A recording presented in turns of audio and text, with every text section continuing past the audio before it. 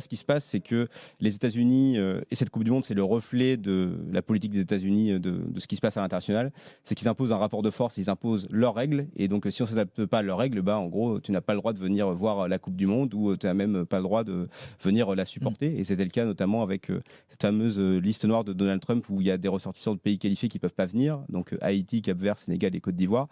Et ça va aussi sur cette question migratoire avec cette question de savoir si la police migratoire américaine sera présente aux abords Alors, des stades. évidemment, alors tout ça, on va en parler et aussi, c'est aller sur le terrain du sportif avec le cas et vous en avez parlé d'ailleurs, hier de cet arbitre somalien, hein. C'est vraiment, voilà, qui ne peut pas, participer à la coupe du monde. Donc tout ça, on va en parler et on va, en parler puisque Gianni Infantino lui-même a dû réagir aujourd'hui en conférence de presse. Corentin Roland a écouté ça pour nous. Salut Corentin. Salut, Tu bonsoir à t'es tous. régalé, hein, à écouter Gianni Infantino, cette conférence de presse habituelle, on va dire, avant une ouverture de Coupe du Monde. Mais là, elle était très attendue parce qu'il y avait plusieurs dossiers importants. Elle était très attendue, elle était très longue aussi, elle a duré plus d'1 heure et d'ailleurs c'était davantage une allocution qu'une conférence de presse puisqu'avant d'écouter la petite dizaine de questions des journalistes, le Mm. président de la FIFA a commencé par un monologue de 35 minutes. Donc 35 minutes c'est long quand même. Ouais. Et dès ses premiers mots, il a pris les devants.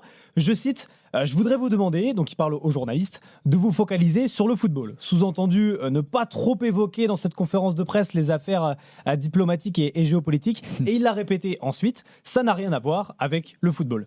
Mais il a quand même été... et il n'avait pas très envie d'être relancé sur ces sujets, donc il les a évoqués de lui-même. D'abord sur l'Iran, qui est en pleine guerre donc avec les États-Unis. L'équipe nationale est à Tijuana, au Mexique, devra arriver en veille de match Mm. à Los Angeles. Et Gianni Infantino s'est félicité de la gestion du dossier. Écoutez. Je suis ravi de la présence de l'Iran. Je leur avais promis qu'ils participeraient à cette Coupe du Monde. Et s'il avait fallu aller les chercher moi-même en bus à Téhéran, je l'aurais fait. Il y a bien sûr des défis à relever. Mais lorsque l'Iran jouera, j'espère que l'ambiance sera positive. Et je suis fier du travail accompli par mon équipe.